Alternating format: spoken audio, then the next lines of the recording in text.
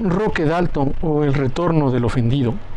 Apenas unos instantes antes de escribir sobre Roque Dalton, me pregunto confusamente por qué eligió la escritura, por qué no mejor se hizo actor de teatro o de cine. Siento desde tiempos remotos que la vida es un escenario, que no existe una diferencia real entre la vida y la ficción. Creo que ese es en el fondo el sustrato del sentimiento poético, percibir hondamente la irrealidad de la existencia, no obstante existencia al fin. Este sentimiento puede desembocar, como muy bien percibe el poeta, en la rebeldía satánica, en la celebración de lo extraviado, lo roto, lo perdido.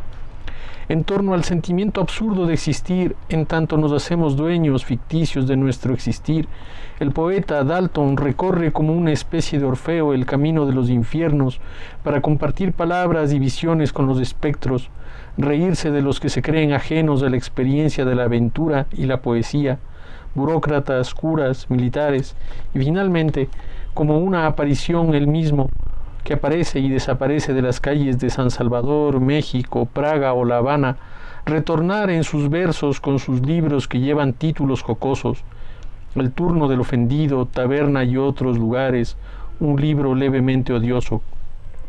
He aquí al héroe de los olvidados, haciendo mofa de curas y burócratas, buscando en el pasado a dioses perdidos, hazañas que otros padecieron como crímenes, palabras en náhuatl que oscuramente retornan, y en medio de su juventud voluntariamente extraviada, su fe, ahí está el largo poema que dedica al partido, a mi partido, como dice Dalton en La raíz del humo.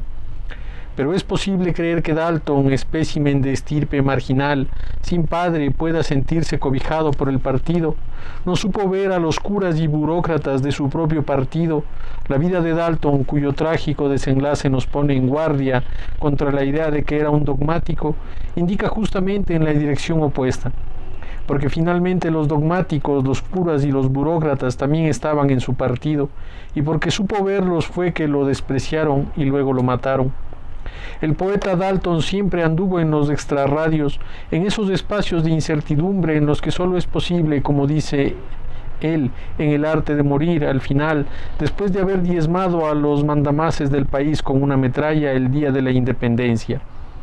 Grítese un viva el pueblo límpido cuando los guardias tomen puntería. Recuérdense los ojos de los niños, el nombre de la única que existe. Respírese hondamente y sobre todo procúrese que no se caiga el arma de las manos cuando se venga el suelo velozmente hacia el rostro. Dalton proviene de la América mayúscula justamente porque su país es el más pequeño de la América. Todas las historias olvidadas, todas las historias prohibidas son las que dan lugar a las grandes historias. Por eso Henry Miller dice que el genio es un parásito. Su genialidad no es más que la suma de lo que no se ve. Dalton siempre lo supo. Cuando Gabriela Mistral, la maestra, dice que El Salvador es el Pulgarcito de América, Dalton sale al ruedo con las historias prohibidas de Pulgarcito. La epopeya de Dalton por eso siempre fue cómica.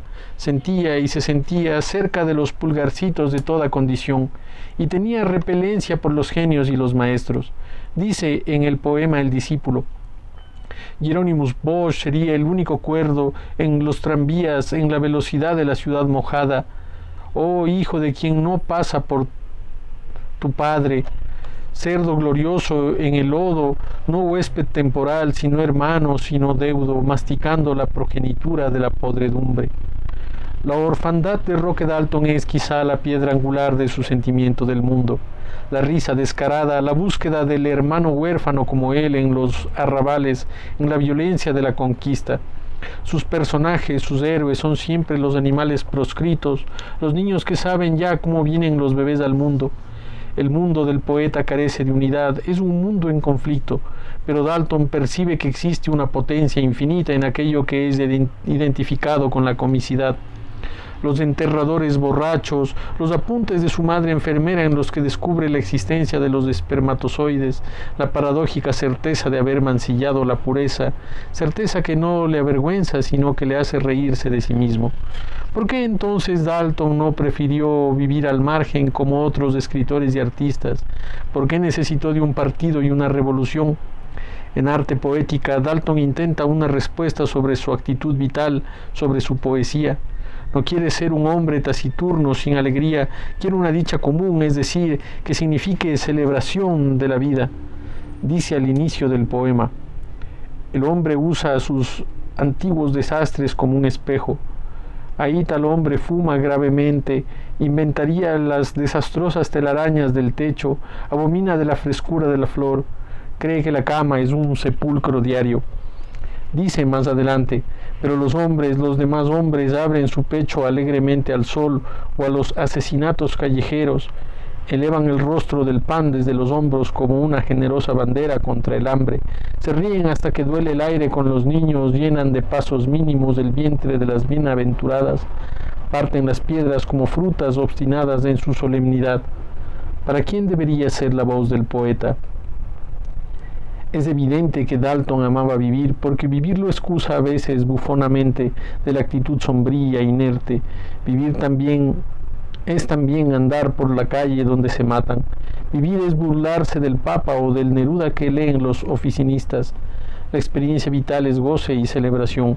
De ahí que la ingenuidad del poeta no haya sido capaz de ver que en la revolución, que parecía efectivamente una inversión rabelesiana de la existencia, una transfiguración mágica, estaban latentes también los papas y los funcionarios, a quien dedicaba sus mofas y sus cuadros satíricos.